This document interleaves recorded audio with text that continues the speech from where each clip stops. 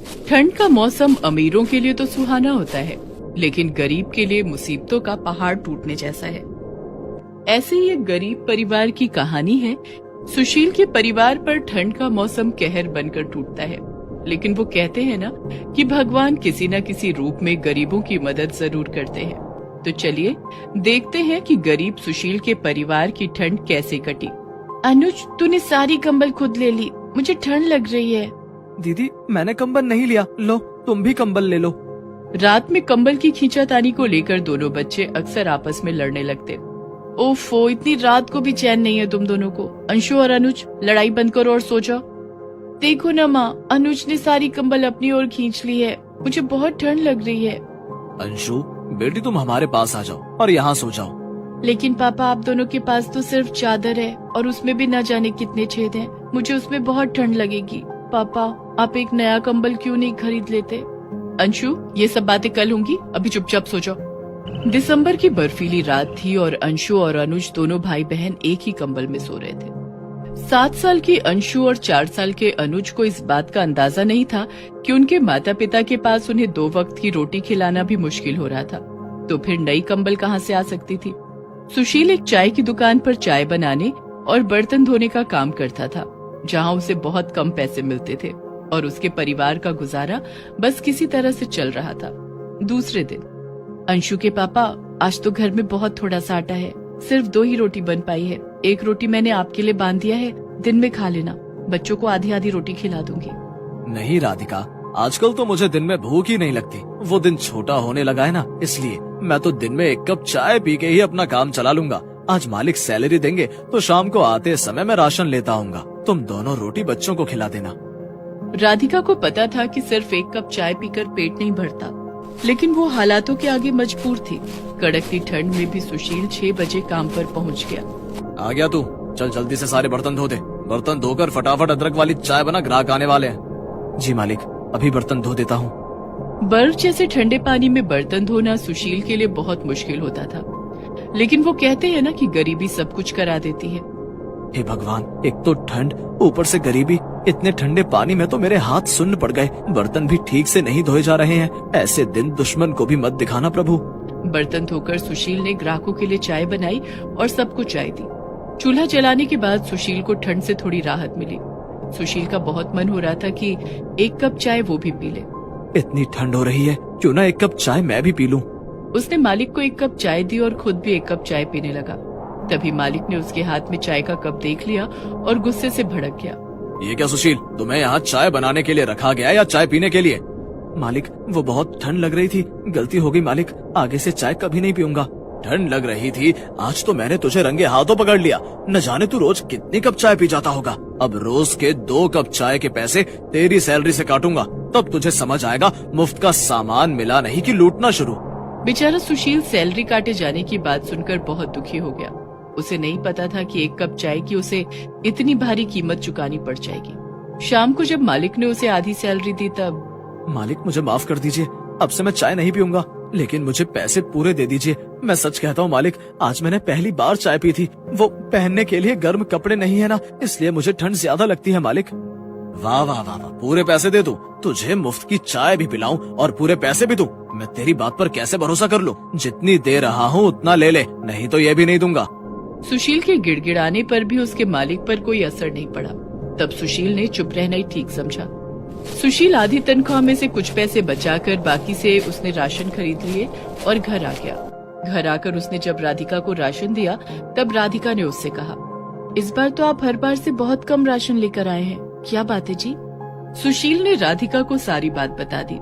मालिक ने आधी तनख्वाह काट ली। हे भगवान, तूने ये ठंड का मौसम बनाया है क्यों? तुझे भी हम गरीबों के साथ मजाक करने में बहुत मजा आता है ना? तुम परेशान मत हो राधिका, देखना एक दिन सब ठीक हो जाएगा। ये कुछ पैसे मैंने बचा लिए हैं, तुम इन पैसों से बच्चों के लिए गर्म कपड़े और अपने लिए एक शॉल खरीद लेना। वो तो ठीक है, लेकिन आपका क्या? आप रोज एक फटी हुई शर्ट में काम पर जाते हैं, आपको ठंड नहीं लगती होगी क्या? आपको गर्म कपड़ों की ज्यादा जरूरत है, नहीं तो आपकी तबीयत खराब हो जाएगी। इन पैसों से आप अपने लिए स्वेटर खरीद लीजिए। बच्चों के लिए स्वेटर मैं घर पर ही बना दूंगी, और मैं तो ज्यादा समय चूल्हे के पास होती हूँ, मुझे तो ठंड कम लगती है। सुशील बाजार जाकर उन पैसों से अपने लिए एक स्वेटर खरीद कर ले आया। राधिका जब खाना बनाती तो ठंड से बचने के लिए बच्चे चूल्हे के पास ही बैठे रहते। बच्चों को ठंड से बचाने के लिए राधिका उन्हें अपनी फटी हुई शॉल बांध देती। रात को सब खाना खाकर सोने लगे। अंशु और अनुज एक कंबल में और सुशील और राधिका एक फटी हुई चादर ओढ़कर सो गए। थोड़ी देर के बाद दरवाजे पर दस्तक हुई और बाहर से एक आवाज आई। कोई इस बूढ़े की मदद करो, ठंड के मारे मरा जा रहा हूँ। आवाज सुनकर राधिका और सुशील की नींद खुल गई। इतनी रात को कौन आया होगा? लगता है कोई जरूरतमंद है। तुम रुको, मैं जाकर देखता हूँ। सुशील ने जब दरवाजा खोला तो बाहर एक बहुत ही बूढ़ा व्यक्ति खड़ा था। वो बोला, बेटा, मुझे आज रात के लिए अपने घर में जगह दे दो। मैं कल सुबह यहाँ से चला जाऊंगा। बाहर बहुत ठंड है, मैं तो ठंड से मर ही जाऊंगा। हाँ हाँ बाबा, आप अंदर आइए। बेटा, मैं बहुत दिनों से भूखा हूँ, कुछ खाने को दे दो। बाबा आप बैठिए, मैं खाना लाती हूँ। थोड़ी देर में राधिका खाना लेकर आई और उस बूढ़े व्यक्ति ने भरपेट खाना खाया। बेटा, अब मुझे एक कंबल दे दो, मुझे नींद आ रही है। ये सुनकर सुशील और राधिका सोच में पड़ गए कि कंबल तो एक ही है जिसमें बच्चे सो रहे हैं। अब बूढ़े बाबा को कंबल कहाँ से दूं? तभी राधिका ने अंशु और अनुज के ऊपर से कंबल हटाकर बूढ़े व्यक्ति को दे दिया। बाबा आप इस कंबल को ओढ़कर सो जाइए। लेकिन तुम्हारे बच्चे कैसे सोएंगे? उन्हें ठंड लगेगी। नहीं बाबा, बच्चों को हम अपने पास सुला लेंगे, आप ये कंबल ले लीजिए। वो बूढ़ा व्यक्ति कंबल ओढ़कर सो गया।